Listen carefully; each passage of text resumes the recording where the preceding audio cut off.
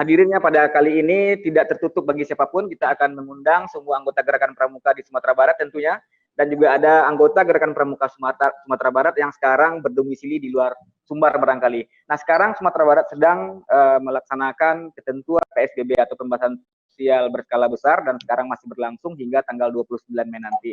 Dan hari ini kebetulan besok kita sudah mulai merayakan Idul Fitri, berlebaran, dan bahkan hari ini juga sudah ada yang melaksanakan Idul Fitri.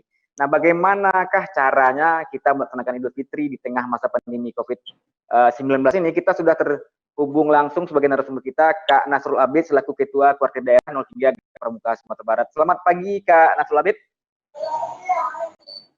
Selamat pagi, Kak. Selamat pagi, Assalamualaikum warahmatullahi wabarakatuh. Jadi pertama kakak-kakak semua, saya lihat pakai baju pramuka, udah kangen ini mau pengen baju pramuka ini. Pagi ini pakai seragam juga saya. Iya. Oke, karena udah kangen sekali ya sama pramuka. Iya. Salam pramuka.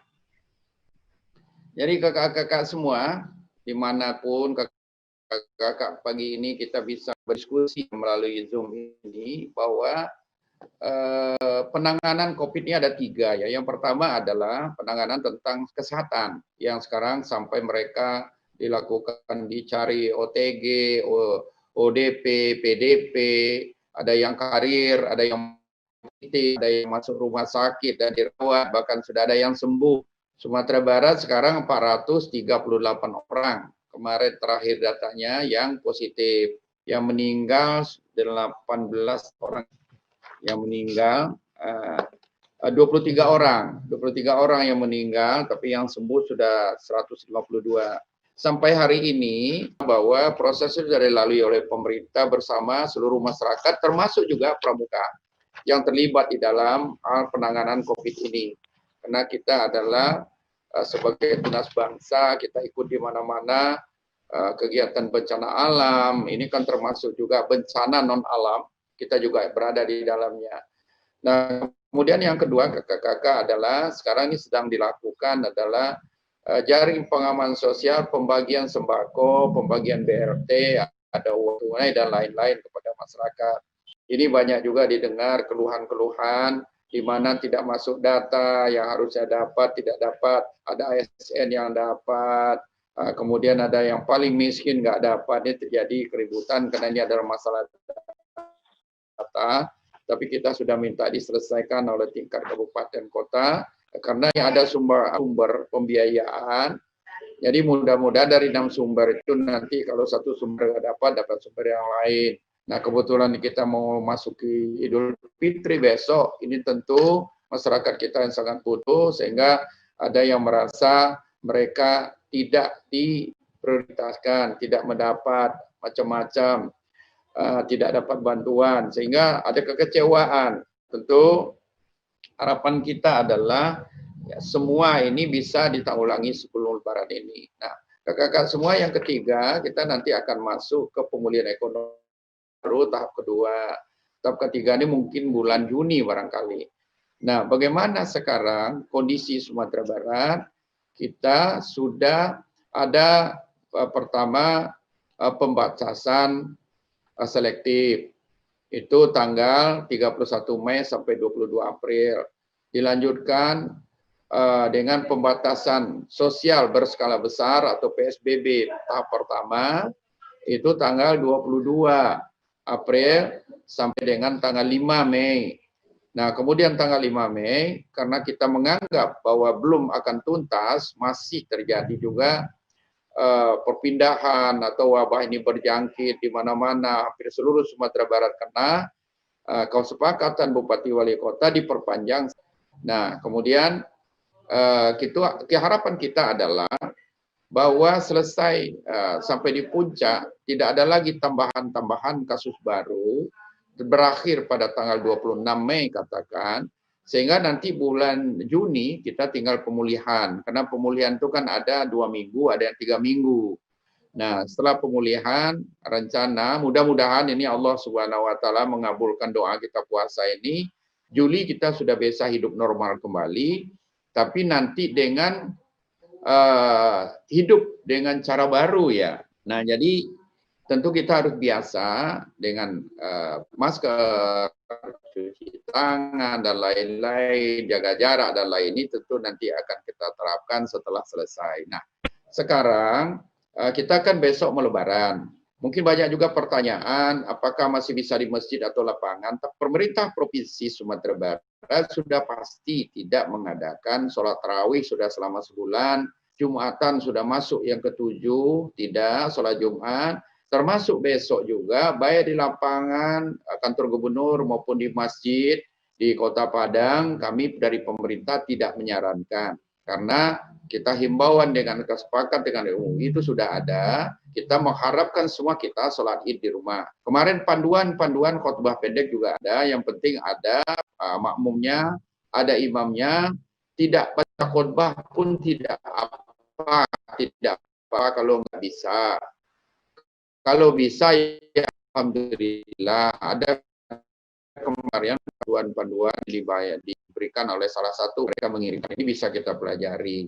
Nah, kakak-kakak semua, tentu kita di Pramuka ini dari Kuarda, Kuarcap sampai ke Ranting, semua kita mengharapkan semua kita mematuhi, kita adalah ujung tombak untuk bisa mensosialisasikan kegiatan-kegiatan protokol kesehatan di bidang COVID ini sampai ke daerah kita masing-masing. Sehingga kita menjadi panutan, menjadi contoh, kita memenuhi protokol kesehatan ini, mematuhi aturan-aturan, tidak perlu ke pasar, tidak perlu rame-rame, social distancing, kita jaga jarak. Nah, ini yang perlu kita lakukan. Nah, tentu kakak-kakak semua, kita merasakan sekarang dampak daripada COVID ini sangat meluas. Dari kesehatan juga sudah banyak yang korban. Sekarang ini sudah 23 orang. Indonesia juga sudah cukup banyak. Nah, apalagi di dunia. Nah, kemudian kita dampak terhadap ekonomi pasti. Ini kita juga belum tahu nih dampak terhadap kualitas pendidikan. Karena kita tidak ada tatap muka. Sudah berapa bulan kita ini di rumah saja. Betul. Nah, ini tentu ke depan kakak-kakak semua, karena adik-adik kita di Pramuka sedang menuntut pelajaran. Sekarang mereka sedang sekolah. Tentu jangan pula akibat belajar jarak jauh dengan IT ini, nanti kualitas pendidikannya berkurang, mutu pendidikannya berkurang. Kita tetap belajar, tapi belajarnya di rumah. Nah, jadi adik-adik semua, kami tentu mendorong adik-adik yang sedang belajar, tetap aktivitasnya adalah yang positif di rumah. Sekaligus kita belajar agama kalau belum mantap, belajar menjadi imam kalau belum bisa. Kesempatan ini kita manfaatkan. Tentu kami mengharapkan kualitas pendidikan tetap terjaga, kesehatan kita segera kembali normal, dan juga kita sehat semua. Kemudian di bidang ekonomi ini harapan kita juga tentu pemerintah dalam ini akan ada kebijakan-kebijakan bagaimana penanganannya, walaupun saat ini bantuan sosial ini belum memenuhi harapan semua masyarakat, terutama mereka yang terdampak yang tidak dapat bantuan. Inilah menjadi prioritas kita ke depan. Nah, jika seandainya adik-adik atau kakak-kakak yang punya kemampuan, keluarga tetangga kita yang miskin, ayolah kita bantu agar mereka juga bisa merasakan dari uluran tangan kebersamaan, rasa gotong royong dari Pramuka ini. Nah, barangkali itu dulu kakak-kakak, adik-adik semua. Mari kita diskusikan ini hal-hal, kalau ada yang mau ingin ditanyakan, mari kita diskusikan. Dan ini adalah puasa kita terakhir. Tentu kita menginginkan semua kita selesai melaksanakan ibadah puasa bagi yang tidak berhalangan. Semoga puasa kita 30 hari. Insya Allah sudah ada keputusan pemerintah. Besok kita merayakan Idul Fitri. Tentu kami mau mengucapkan selamat Hari Raya Idul Fitri 1441 Hijriah. Mohon maaf lahir dan batin. Semoga amalan ibadah puasa kita diterima di sisi Allah Subhanahu wa taala. COVID-19 segera berlalu di Sumatera Barat ini. Terima kasih. Amin. Oke, terima kasih Kak Nasrul Abid sudah memberikan sedikit pemaparan tentang seperti apa penanganan terkini dari COVID-19 di Sumatera Barat ini. Mungkin sedikit ada satu pertanyaan sedikit Kak. Hingga saat ini kan kegiatan pramuka agak sedikit terhenti ini, belum ada kegiatan-kegiatan yang bisa dilaksanakan kecuali untuk kegiatan pramuka peduli yang selalu aktif ikut dalam masa pandemi ini. Sedikit berikan arahannya kepada anggota teman-teman kita, dari kita, kakak kita yang masih aktif di pramuka peduli melakukan membantu petugas di lapangan Kak. Singkat saja. Ya, kakak-kakak yang sekarang masih di lapangan membantu kita, ini yang pertama tentu kami di sini dari pengurus mengucapkan terima kasih dan kita harus semangat dan kita memang harus mengabdi kepada masyarakat, keluarga, tetangga kita selaku kita Tunas Muda Pramuka ini. Nah, tapi perlu hati-hati jika seandainya ada orang-orang yang diperkirakan terjangkit.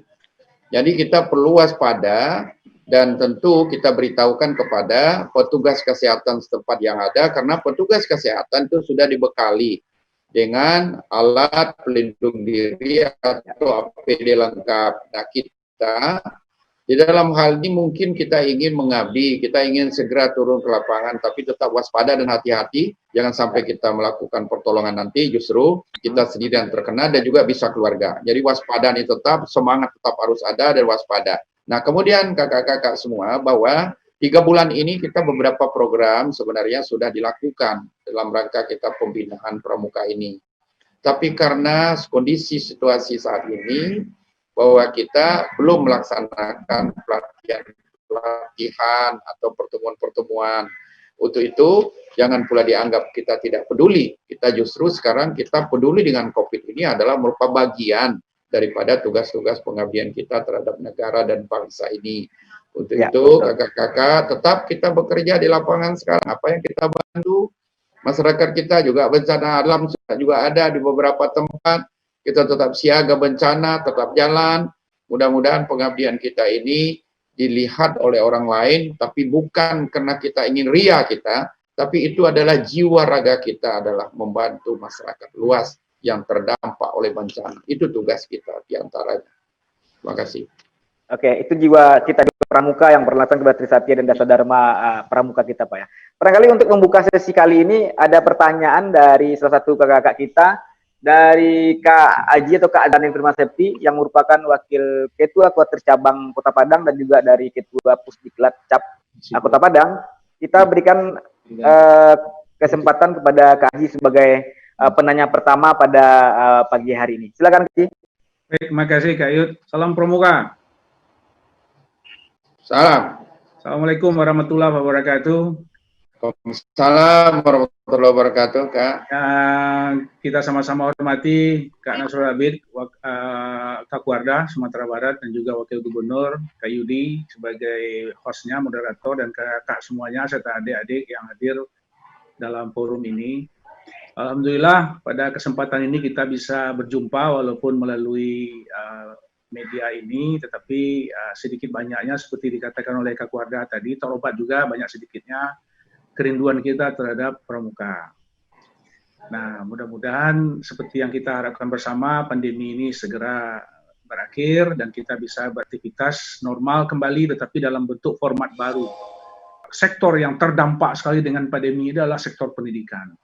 Maka memang kita barangkali ini yang harus dilakukan barangkali dalam waktu dekat melalui Dinas Pendidikan atau melalui Dinas Pendidikan kita di Sumatera Barat nih. Mungkin bagaimana himbauan Pak Kakuarda dalam hal ini sebagai Wakil Gubernur terhadap pendidikan kita yang selama ini tidak terbiasa menggunakan gadget dalam media pembelajarannya. Kemudian yang kedua, berkenaan dengan pramuka itu sendiri. Memang kita tahu bahwa ujung tombak pembinaan pramuka itu adalah para pembina pramuka. Karena tanpa adanya pembina, pramuka tidak akan bisa apa-apa pendidikan pramuka itu sendiri. Dan kita tahu bahwa pembina pramuka itu banyak yang dari kalangan non-guru. Mereka yang berprofesi sebagai pelatih ataupun pembina pramuka dari sekolah ke sekolah dan sebagainya. Nah, ketika sekolah ini tutup, artinya melakukan format baru pembelajaran secara online, bagaimana dengan nasib para pembina-pembina ini?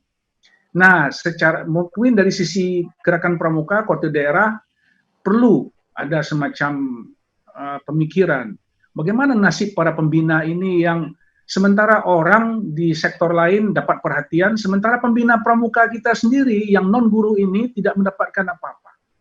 Mau bekerja tidak bisa, mau menghidupi keluarganya juga tidak bisa, mau beli paket juga tidak bisa. Kalau ingin melakukan pembelajaran pramuka secara online bagi peserta didiknya, ini serba susah jadinya. Dan tentunya ini adalah pemikiran kita semuanya, para pemerhati pramuka, tidak hanya melihat dari sisi peserta didiknya, tapi melihat siapa pembinanya itu. Sementara pembinanya itu tidak tersentuh sama sekali. Mungkin tidak tersentuhnya diantaranya karena datanya juga tidak jelas, atau datanya tidak terkumpul selama ini. Sehingga kita juga mau bagaimana kita memberikan bantuan kepada para pembina-pembina kita yang selama ini bekerja di lapangan, mati-matian membina peserta didiknya. Ini kita tidak bisa memberikan saluran yang terbaik untuk mereka. Nah, ini menjadi persoalan tersendiri bagaimana dalam hal ini kota daerah bisa melihat para pembina ini. Kemudian yang ketiga, barangkali dalam rangka mencerdaskan masyarakat kita, memang kita khawatir dengan meningkatnya kasus orang yang tertular COVID ini. Tetapi yang perlu dijadikan perhatian kita adalah kita harus lihat perbandingannya dengan penduduk Sumatera Barat. Sering kita terkecoh, kita sibuk, sering kita terkecoh dengan jumlah yang meningkat atau jumlah yang seperti apa? Seperti tadi dikatakan oleh Kakak Kakuarda 438 orang sebagai penderita atau orang yang terkena virus ini. Tetapi kalau kita lihat persentasenya dari penduduk Sumatera Barat, itu seperti apa? Nah, kadang-kadang kita perlu juga mencerdaskan masyarakat kita dari data yang masuk itu, perbandingan dengan jumlah penduduk itu berapa persen? Apakah 0, sekian persen atau jadi kita perlu memberikan pencerahan kepada masyarakat kita, persentase. Bagaimana persentase ini bisa ditekan ke bawah semakin rendah? Kalau misalnya dia sudah menjadi 1%, bagaimana menjadi 0 sekian persen? Itu dengan memberikan perbandingan jumlah penduduk kita. Jumlah penduduk baik itu provinsi maupun per kota kabupaten. Sehingga ketakutan yang terlalu berlebihan di masyarakat kita ini bisa sedikit terobati. Mungkin ada 3 hal itu saja untuk sementara ini, Pak Wagub atau Kak Kuarda. Terima kasih, Kak Yud. Jumlah penduduk sama. Baik, terima kasih Kak. Yang pertama, kita memang telah pelantikan kabinet Indonesia Kerja kedua, itu memang Menteri Pendidikan kita mencoba merubah tata cara perkuliahan yang selama ini beliau ingin masuk ke IT. Sebenarnya ini belum berjalan begitu bagus, belum dipahami oleh semua masyarakat kita, termasuk juga para pakar-pakar pendidikan, tapi kita diserang COVID. Mau tidak mau sekarang kita memang tadinya bawa HP saja ke sekolah itu nggak boleh kan. Larang diperiksa tasnya. Kalau sekarang sih tidak boleh lagi, dan ini memang IT adalah salah satu sarana pembelajaran yang sekarang dilakukan oleh pemerintah tentu. Nah, mau tidak mau ini menyesuaikan, cuma memang ada kesulitan karena belum semua di Sumatera Barat ini nagari, desa, kecamatan yang ada sinyalnya. Saya beberapa waktu lalu juga sudah saya inventarisasi semua daerah yang blank spot ini sangat kesulitan. Berarti kalau ini kita melihat pertanyaan kedua, bagaimana tentang kualitas pendidikan? Tentu ini kita uji dulu nanti setelah ini. Tentu ada ID-nya, kita coba nanti lakukan uji. Saya rasa perkiraan saya diperkirakan mungkin kualitasnya akan menurun. Mungkin, karena ini semua sekarang serba keterbatasan. Tidak semua bisa mengikuti kemajuan teknologi ini. Tidak bisa semua bisa dengan online. Tadi masalahnya sudah saya sampaikan. Seperti Mentawai. Itu waktu itu tahun sebelum kabinet, sebelum jilid 2 ini, kita sudah merencanakan 28 tower ke seluruh kabupaten Kepulauan Mentawai di 4 pulau itu. Ternyata baru terrealisasi 18. Terakhir 28. Sisanya 18. Berarti ada 10. Daerah 10 itu ada SMA-nya juga, ada SMP, ada SD. Berarti mereka tidak bisa mengikuti ini semua. Ini tentu akan berpengaruh terhadap kualitas pendidikan Dan nanti dengan teknologi ini, bagi mereka yang punya teknologi sarana prasarana cukup, dengan fasilitas yang cukup, tentu kemajuannya sangat pesat sekali. Bagi mereka yang tidak bisa mengikuti, akan lambat ketinggalan. Ini nanti akan terjadi ketimpangan bagi daerah-daerah tertentu dengan dibandingkan daerah-daerah yang sudah mencukupi fasilitas sarana. Nah, sekali lagi saya sampaikan, bagaimana dengan kualitas? Kalau kita melihat kualitas sekarang, ya kita tidak bisa. Belum bisa kita menyatakan membaik atau memburuk. Tapi perkiraan saya itu tadi, menurun. Karena nanti akan terjadi ketimpangan daerah yang blank spot dengan daerah yang cukup sarana prasarana. Kemudian yang dua, pramuka, nanti saya bicarakan internal. Kita bicarakan segera kalau memungkinkan anggaran yang ada boleh nggak gitu. Kita pakai untuk beliau-beliau, tapi dengan catatan tentu nanti jangan ribut gitu. Siapa yang terdaftar, siapa orangnya, bagi saya tidak keberatan ya. Kita sekarang ini merasakan ini, COVID ini. Jangankan masyarakat yang tidak punya penghasilan, yang punya penghasilan saja sekarang sudah merasakan dampak ini. Kalau ini akan berlarut-larut, barangkali ini akan terjadi suatu krisis barangkali ya. Krisis sosial di kemasyarakatan, bisa krisis moral. Nah, makanya kita dari pemerintah segera ingin COVID ini selesai, makanya kita minta semua masyarakat untuk mematuhi aturan-aturan protokoler kesehatan COVID ini yang sudah disampaikan kepada masyarakat. Namun demikian belum juga kita memahami ini. Itu yang kedua ya. Yang ketiga, sebenarnya Kak, kita di Sumatera Barat ini orang melihat angka 438 itu banyak. Kalau kita bandingkan dengan penduduk Sumatera Barat, sekarang ini sekitar 5,6 juta, berarti 0,078 persentase, sangat kecil. Sangat kecil. Tapi kita tidak mau seperti itu, karena kita mengambil langkah, bahkan sekarang secara nasional Sumatera Barat dijadikan contoh. Apa contohnya? Begitu kita terdampak COVID ini, kita langsung berhubungan dengan Fakultas Kedokteran UNAN, Laboratorium Kimia Biologinya, Biokimianya, atau Laboratoriumnya, Fakultas Kedokteran dalam hal ini, ternyata beliau bisa. Dan kita lengkapi sarana prasarana, kita dengan cepat. Sebelumnya, kita kirim ke Jakarta itu 3 minggu kita baru dapat hasilnya. Lambat sekali, dan kita ketar-ketir juga di sini, kan khawatir berapa banyak kita terdampak. Tapi setelah di bawah pimpinan Dr. Andani, kita bisa langsung periksa di UNAN, kita lengkapi semua, alhamdulillah cepat. Nah, orang melihat bahwa banyaknya kasus ini kita gagal. Tapi justru orang melihat, ada lagi sebagian pakar melihat itu adalah terbaik, lebih cepat. Karena begini, kita kan dengan untuk mengatasi bagaimana mengikuti perkembangan pandemi COVID ini, kita pakai tenaga ahli. Tenaga ahli dalam hal ini pakar-pakar di bidang epidemiologi, Fakultas Kedokteran UNAN, masyarakat UNAN. Beliau sendiri yang memberikan kajian-kajian secara epidemiologi, kemudian juga dari visi sosial kemasyarakatannya. Nah, kajian-kajian ini selalu disampaikan kepada kita bahwa akan puncak itu akan berada pada tanggal 24, 25, 26 sampai 27 bulan Mei. Ini akan kita lihat. Nah, akan kita lihat ini apa dasarnya, karena pada saat itu perantau kita udah pulang semua. Makanya tempoh hari kalau perantau kita tidak pulang, kita sudah lama selesai. Karena 438 ini berkembang dari 42 perantau yang pulang kampung, dari luar semua. Tapi ada juga orang kita yang ke Jakarta, kena pulangnya, kena ada juga. Tapi rata-rata itu kena dari perantau semua.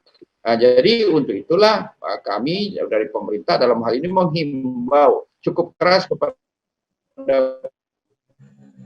perantau kita untuk tidak pulang kampung. Dengan segala risiko yang kita terpaksa kita yang tetap menerobos, dan ini juga ada juga membuat penyakit. Nah, seperti ada beberapa di Damastraya dan lain-lain ada. Nah, jadi di sini bahwa kita dengan adanya persentase ini, mudah-mudahan harapan kita tanggal 26 atau 27 kita selesai. Makanya kalau saya ada terdampak nanti tanggal 28 26-27 hasil positif kita, berarti tidak ada lagi yang pulang kampung. Sekarang kita transmisi lokal yang kita benahi, pengembangan dari pasar juga masih tambah 9. Nah, ini harus kita benahi segera. Sehingga kalau dari luar tidak masuk, kita tinggal di dalam. Kalau di dalam mungkin agak lebih mudah, kita tracking mereka, di mana alamatnya, dengan siapa dia berkomunikasi, dengan siapa dia beradaptasi, ini orang bisa kita langsung kita lakukan swab gitu. Nah, jadi masyarakat kita, kakak-kakak semua, bukan berarti ada kegagalan, tidak. Dan kami juga bukan menyatakan kita ini hebat, tidak. Tapi ini adalah bantuan semua pihak. Dengan kecepatan kita melakukan pemeriksaan di laboratorium Fakultas Kedokteran UNAN, akan cepat diketahui bahwa masyarakat Sumatera Barat siapa yang positif, siapa yang karir, ODP, PDP, OTG. Sekarang yang diperiksa itu tidak lagi orang yang terjangkit, bukan lagi PDP, tapi orang yang OTG, orang dengan tanpa gejala, orang dengan ODP juga, orang dengan dalam pemantauan, itu sekarang yang di swab, yang diuji ke laboratorium. Nah, mudah-mudahan pemahaman kita ini tidak melihat dari bahwa ini banyak, tidak. Tapi kita menyatakan, kita meminta sesedikit mungkin korbannya. Karena kenapa? Yang meninggal kita hanya 23 orang. Kalau lihat seperti itu. Karena awalnya kakak pernah didiskusikan dengan tim ahli UNAN. Pak Wagub, Pak Gubernur dan Pak Wagub, kita dua pilihan dalam penanganan COVID. Yang pertama, kita biarkan saja penyakit ini masuk ke Sumatera Barat, siapa yang meninggal, kita kubur. Siapa yang sakit, kita obat. Tidak perlu kita ngeluarkan biaya. Tidak perlu kita menyiapkan tenaga. Biarkan saja. Seperti Itali yang sudah dibiarkan. Yang kedua, kita tangani ini secara komprehensif, tentu memerlukan biaya, memerlukan tenaga, memerlukan semua, dan memerlukan partisipasi masyarakat secara menyeluruh. Karena ini akan ada protokol kesehatan yang harus dipatuhi oleh semua masyarakat kita. Nah, ini tahapan-tahapan. Nah, kita tentu pilih yang kedua. Nggak mungkinlah kita, pemerintah akan membiarkan masyarakat Sumatera Barat, nanti tahu-tahu di sana meninggal, diambil orang, tanpa dibantu. Ada 5 yang menolong, 5 kena lagi. Kita tidak. Kita ambil yang kedua, bahwa kita harus menolong masyarakat Sumatera Barat. Untuk itulah dibuat kebijakan-kebijakan, peraturan-peraturan dengan panduan dari Bapak Presiden dan lain-lain, sampai anggaran kita juga. Nih, total anggaran sampai hari ini sudah dicadangkan itu 1,4 triliun. Sumatera Barat saja 516 miliar, kemudian yang di kabupaten kota 900 miliar. Nah, ini kondisi-kondisi yang tahapan-tahapan yang kita ambil itu baru, tadi saya ceritakan awal, baru 2 tahap. Artinya untuk kesehatan dan jaring pengaman sosial. Tahap 3 nanti pemulihan ekonomi ini akan lebih berat lagi begitu. Nah, karena sekarang ini semua UMKM kita sudah nggak dagang. Sudah susah sekarang ini. Nah, jadi kakak, ya semua kita, bahwa kalau kita lihat persentase, demikian kita sekarang mencari sebanyak-banyaknya orang-orang ODP, OTG ini kita periksa laboratorium supaya kita sampai pada puncak dan kita tinggal menurun. Pemulihan bulan Juli harapan kita normal kembali. Gitu barangkali Kak. Oke, terima kasih Kak Nasul Abid atas pemaparan yang betul jelas ya. Nah, sebelum kita lanjut, kita menyapa dulu kakak-kakak kita. Ini ada dari Kak Zulkifli, kemudian juga ada Kak Afridoni dari Kota Solo, Warta Kota Solo. Selamat siang Kak Afridoni. Kemudian Kak Evi Naifira dari Pesisir Selatan. Ada juga Kak Yulina dari Pasaman Barat. Kemudian ada Kak Harimana Nasution, anggota pramuka kita di Sumatera Barat, namun sekarang berada di Pekanbaru. Nah, barangkali untuk pertanyaan berikut kita akan memberikan kesempatan kepada Kak Yulina Pasaman Barat. Namun sebelumnya nanti kita Kak Nasul Abid, kita akan putarkan sebuah lagu bertemakan pandemi COVID-19 ini. Lagu tersebut merupakan ciptaan dan dibawakan oleh anggota pramuka di ini Kak, di Mentawai, dari adik kita di Mentawai. Mungkin sebelum kita berlanjut ke Kak Yulina, ke Merlina Saogo yang berada di Kabupaten Kepulauan Mentawai, boleh di unmute dulu mikrofonnya. Silakan menyapa Kak Nasul Abid, mungkin ingin menyapa barang kali Kak Nasrul Habib dari Kabupaten Kepulauan Mentawai, Pak. Silakan Merlin, Ya. Merlin, silakan. Iya ya Kak. Ya. Gimana Ya. Lina? Kamu sehat di sana? Kamu ikut itu di Padang posisinya apa di Mentawai? Oh, Mentawai. di Mentawai Kak. Sudah berapa lama enggak ke Padang? Apa Kak? Kamu sekolahnya di sana masih? Saya di Padang kuliah Kak. Di kuliah ya? Sudah berapa lama kau kurung itu? 1 bulan, ya 1 bulan. Oh ya, ya, ya. Semangat ya, tetap. Oke. Gimana? Oke. Terima kasih Kak Mer, kemudian Kak Nasrul Habib sudah menyapa langsung dengan adik kita yang berada di Mentawai. Mungkin sejak pandemi Covid berlangsung, adik kita yang di Kepulauan Mentawai barangkali tidak diizinkan untuk keluar dari kepulauan, apalagi kapal juga sudah tidak ada. Nah baik, sekarang kita persilakan kepada Kak Yulina untuk mengajukan pertanyaan. Singkat saja Kak, teman-teman dan kakak kita yang lain juga ingin bertanya, singkat, cepat, padat, dan yang terpenting adalah terkait dengan tema kita pada hari ini, bagaimana merayakan Idul Fitri di tengah masa pandemi COVID-19 ini. Silakan Kak Yulina. Ya. Terima kasih Kak Yul, salam pramuka. Dan ke Kak Abid di sini. Kita kan sudah ada aturan yaitu tentang PSBB. Yang mana ini adalah salah satu usaha kita bagaimana penularan virus ini bisa diatasi ya. Tetapi kenyataan yang kita lihat sekarang ini masih banyak masyarakat kita tidak sadar tentang pentingnya PSBB ini, di mana setelah kita sebagai pramuka berusaha juga memberi pengertian, tetapi mereka memiliki alasan karena mereka perlu bertahan hidup. Dan sementara pun memang ada BLT itu pun belum begitu mencukupi untuk kebutuhan mereka, apalagi di hari Lebaran ini ya.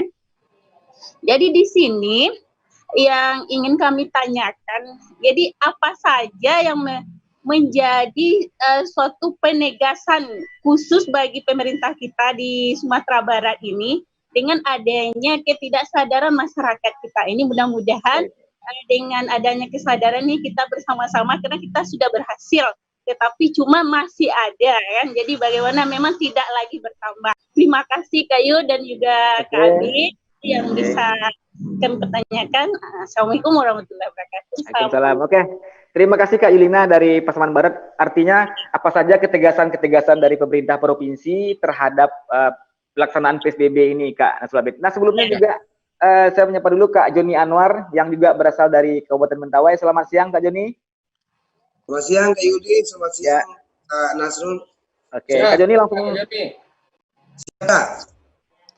Sudah berapa lama nggak ke Padang? Alhamdulillah sudah 3 bulan kurang 4 hari Kak.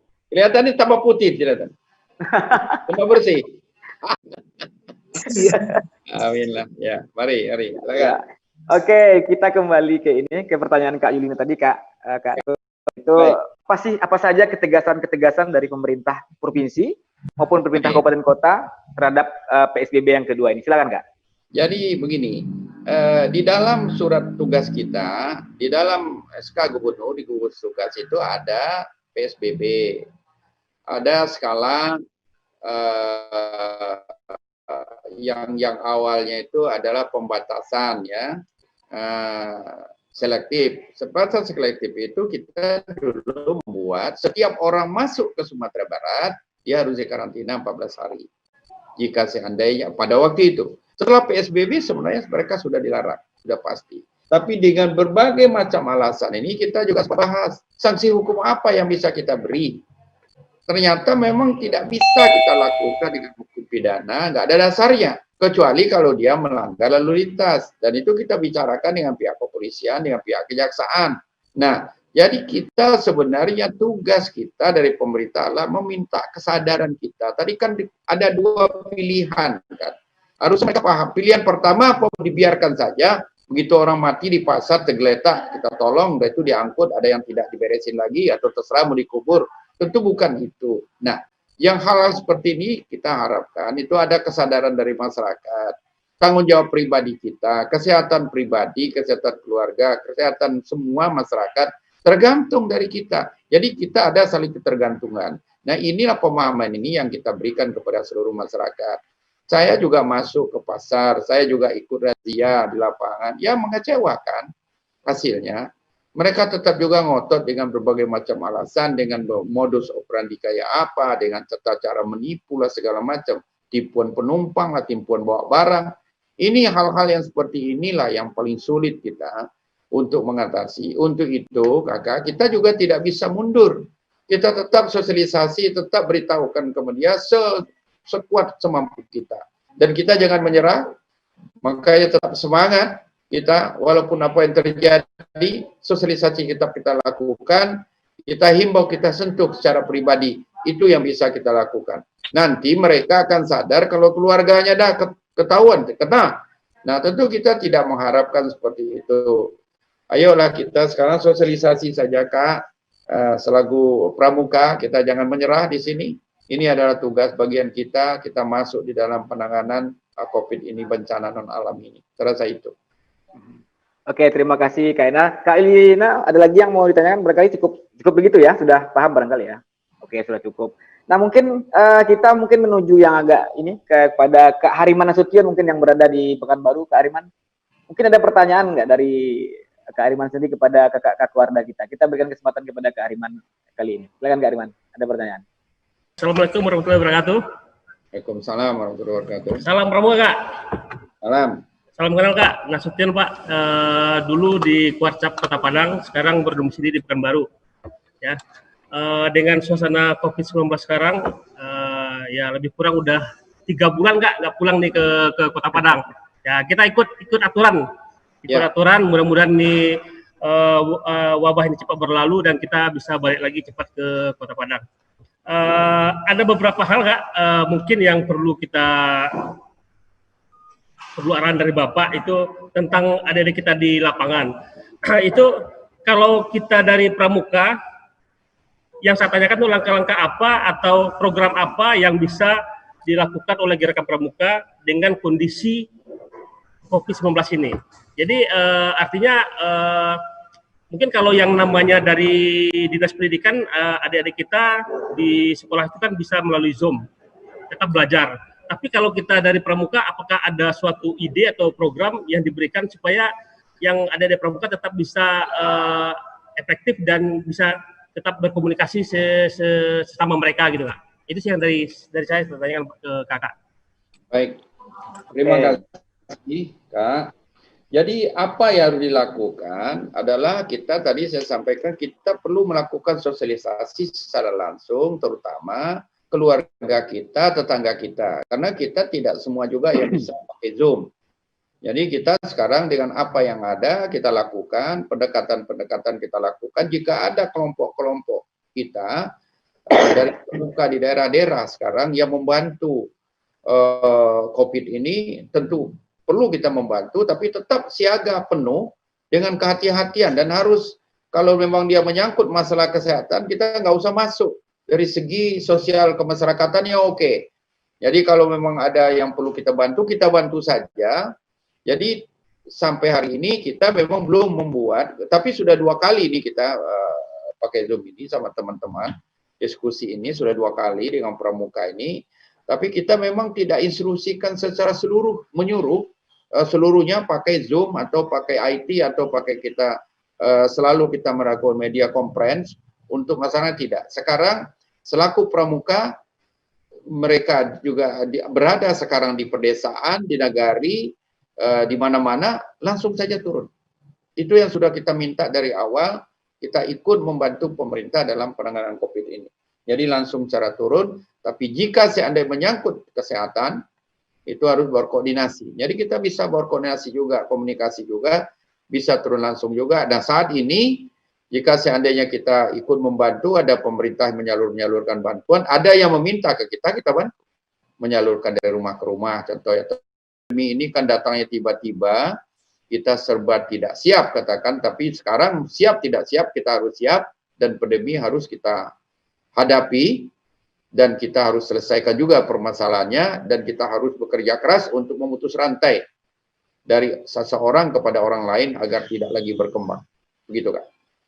Oke, memang Kak Ariman kita sudah mendengarkan jawaban dari Kak Nasrullah tadi. Tapi untuk gini Kak, untuk kegiatan saya tambahkan sedikit, untuk kegiatan latihan pramuka secara online banyak kok pembina-pembina kita di Sumatera Barat yang melakukannya. Artinya Mereka Ya. bisa melakukan latihan melalui Instagram, melalui YouTube, melalui Zoom juga banyak juga. Jadi adik-adiknya disusun jadwalnya, kemudian diminta kepada adik-adik latihannya hari ini kita latihan apa, tali temali atau apa, dan semuanya berjalan seperti yang dilakukan oleh Kak Rio Ashadi mungkin yang merupakan andalan kuartir nasional, yang merupakan orang Sumatera Barat yang aktif melakukan latihan secara online di Instagramnya Kak Nasrul Abid. Jadi artinya masih tetap latihan Kak Ariman, kita di Sumatera Barat masih tetap latihan. Kemudian sedikit masukan, saya sering mantau seperti Pramuka Peduli Kota Solo, kemudian Kota Sawalunto kemarin juga ikut membagi-bagikan ini Kak, membagikan sembako kepada anggota pramuka yang dianggap tidak mampu, gitu, seperti yang di Sawalunto yang sampai sekarang masih aktif membagikan paket sembako. Mungkin barangkali bisa dilakukan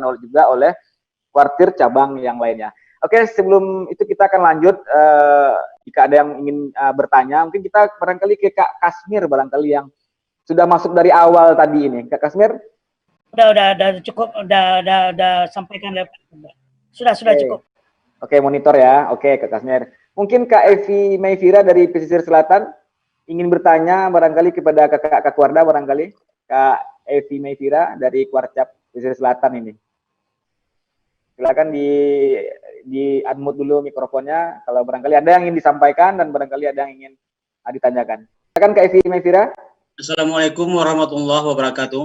Waalaikumsalam. Wabarakatuh. Terima kasih, Ayud. Ya. Kami dari Pesisir Selatan, kami rasa dari pertanyaan-pertanyaan dari kakak-kakak tadi sudah merangkum semua yang kami tanyakan. Cuma sedikit kami di Pesisir Selatan dalam pelaksanaan Id ini diizinkan Bapak Bupati melaksanakan di masjid-masjid yang ditunjuk.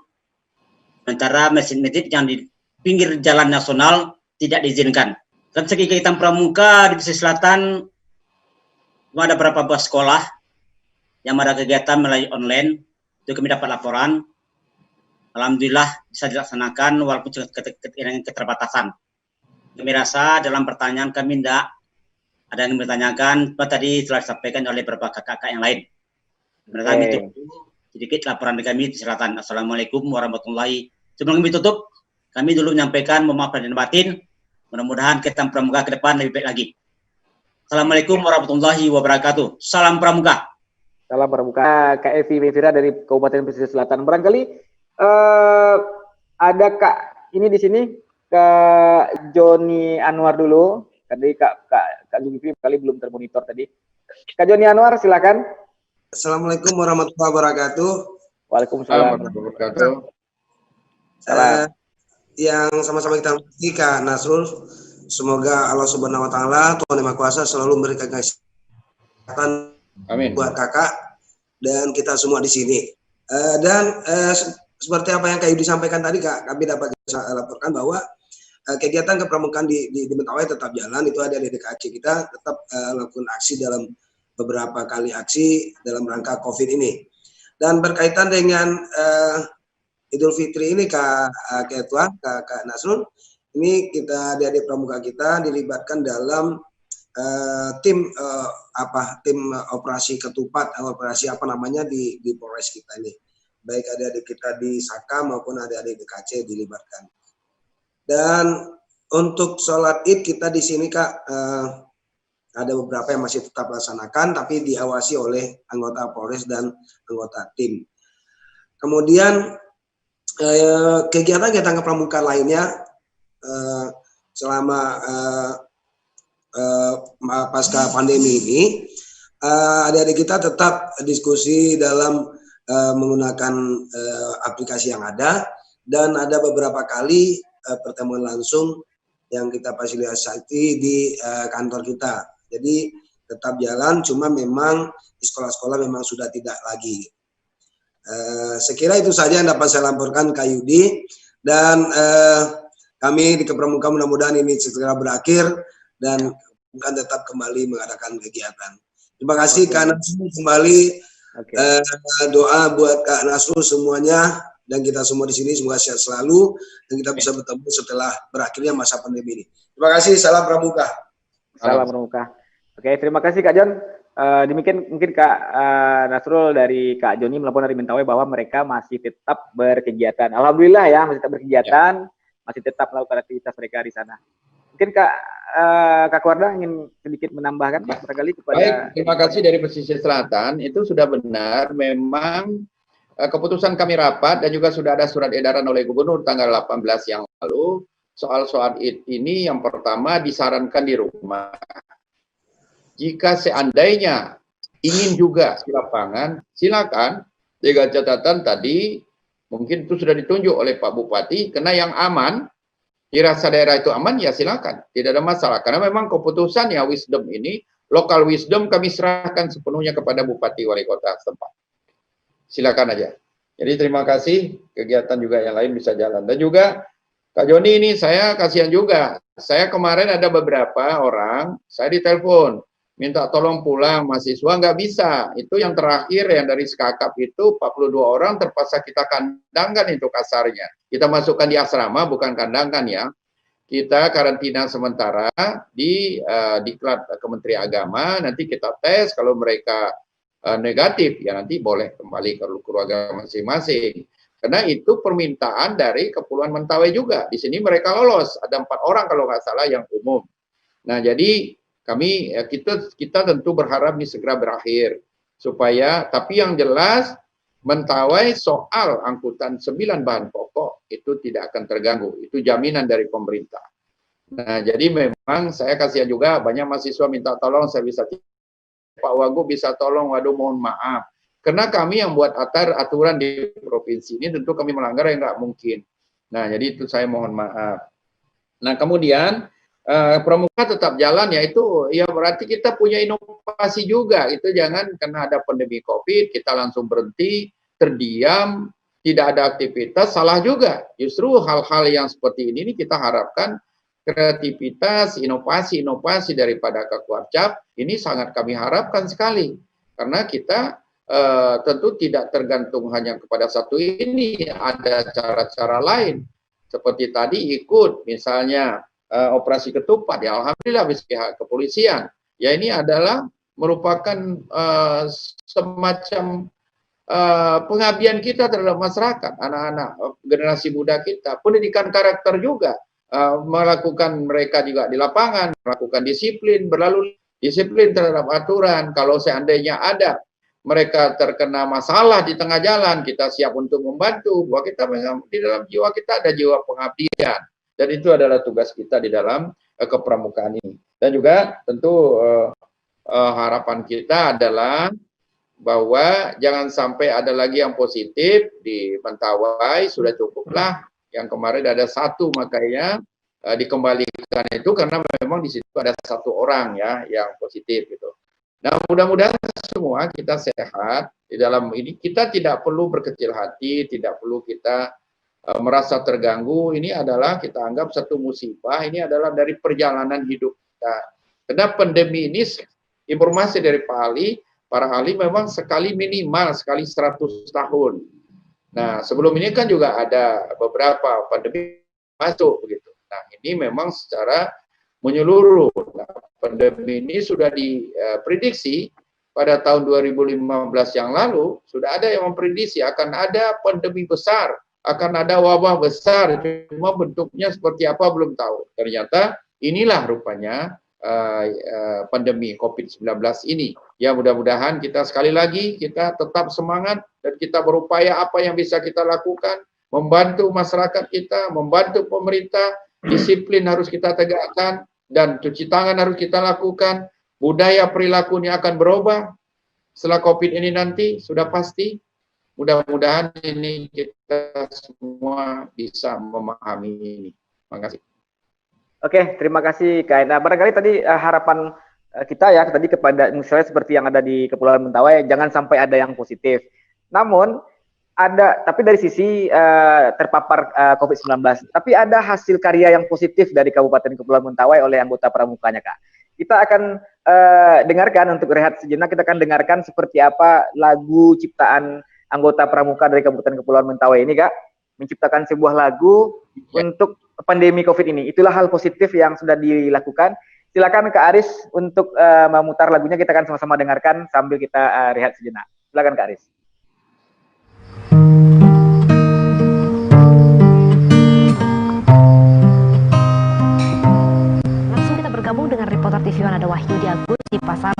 Raya Padang, Sumatera Barat. Bagaimana kondisi hingga hari ini? Sekarang saya persis berada di Pasaraya Padang yang saat ini sedang melakukan pembersihan atau penyemprotan seputaran pasar, kawasan pasar yang dimulai dari fase 1 hingga fase 7. Hari ini 22 April, seluruh kabupaten kota di Sumatera Barat, ada 19 kabupaten kota secara serentak memulai pelaksanaan pembatasan sosial berskala besar. Melakukan PSBB mulai besok hingga hari ini memang pemerintah Provinsi Sumatera Barat melakukan sosialisasi. Salah satu bentuk sosialisasi yang dilakukan, yang telah dilakukan oleh pemerintah provinsi adalah untuk pemasangan baliho. Sahabatku, engkau tahu apa yang sedang terjadi pada bumi kita saat ini. Bencana penyakit atau yang lainnya, mungkin waktu kita sudah dekat. Takdir tak ada yang tahu. Berdoalah, bersyukurlah, apapun yang terjadi pada bumi kita saat ini, semua adalah kehendaknya. Ampuni kami Tuhan, berkati kami Tuhan, dari apapun yang terjadi. Selamatkan kami dan lindungi kami, hanya padamu kami berharap. Terima kasih buat segala yang kau beri. Ibu Ambo, Wakil Gubernur. Jadi terima kasih Ibu udah pakai masker. Kini awak diminta pakai masker sadonya setiap hari. Dan kebetulan ada tetangga awak nak kena musibah kok. Awak jangan dimusuhi dulu. Kita tegak teguran tapi jaga jarak saja. Dan dia bukan air tapi musibah kok seluruh dunia. Jadi untuk itu kami datang juga memberikan semangat agar beliau bisa menjaga kesehatan, tetap berdiam di rumah. Mudah-mudahan dan kami segera pulih kembali. Ya, awak pun sehat sadonya Bu ya. Hari Ibu kita jaga kesehatan, makan yang sehat. Mudah-mudahan penyakit segera berakhir ya. Terima kasih ya Bu. Ya, assalamualaikum.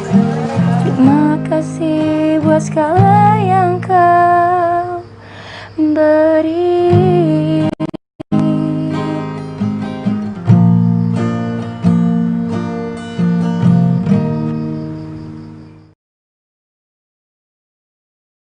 Itu lagu yang diciptakan sendiri Kak Nasrul dari Merlina Saogo, anggota pramuka dari Kabupaten Kepulauan Mentawai. Mungkin kita ke Merlin dulu sebentar, sedikit satu session saja kepada Merlin. Merlin? Ya, silakan. Ya, Merlin. Apa sih yang mendasari kamu membuat lagu yang kita sudah putar tadi itu?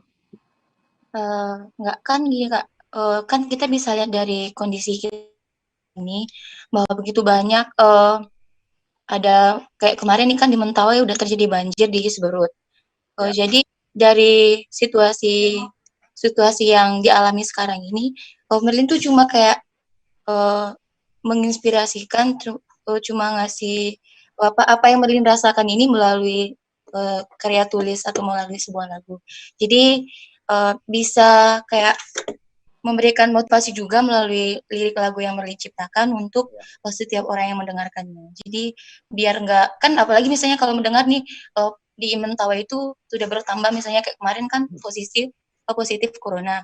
Jadi melalui info-info yang beredar itu masyarakat bisa panik sendiri, bisa khawatir yang berlebihan. Jadi mungkin dari beberapa lirik lagu ini bisa memotivasi teman-teman atau masyarakat yang mendengarkannya. Gitu. Oke, terima kasih Merlin ya. Mungkin Kak Nasrul barangkali mungkin agak sedikit memberikan komentar kepada adik kita ini yang sudah menciptakan lagunya. Silakan Kak Nasrul. Ya, adik Merlina, terima kasih ya, suatu karya di dalam pandemi COVID ini. Adik ternyata juga bisa berkreativitas, satu sumbangan yang sangat berharga bagi kami dan juga memotivasi kita semua. Mudah-mudahan karya-karya seperti ini bisa dilahirkan di tanah Sikire itu, ya lebih banyak lagi untuk karya-karya ke depan, dan kakak di sini adalah yang ditunjuk untuk melakukan pembinaan Mentawai ini, dan kita yakin 2024 Mentawai akan keluar dari daerah tertinggal.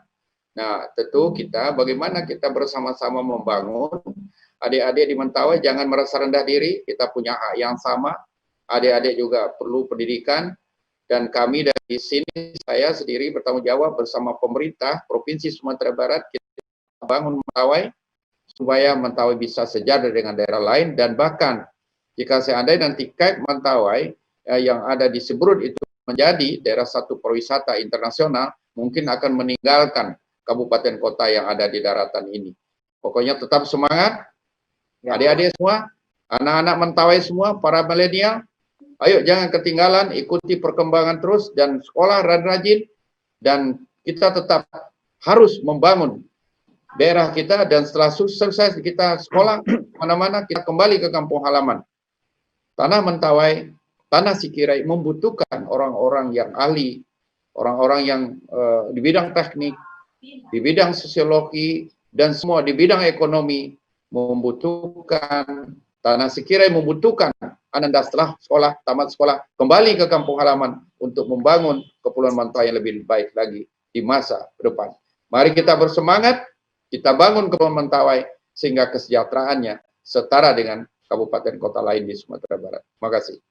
Oke, terima kasih. Nah, Kak Merlin ya, itu mungkin saran dari Kak Nasrul Abid barangkali. Nah, mungkin kita berharap dari lagu tadi, kebetulan kakak merupakan ketua Koordinatif daerah, dan lagu itu diciptakan juga oleh anggota pramuka agar didorong nantinya lagu itu dimunculkan ke permukaan bahwa inilah hasil karya dari pramuka kita.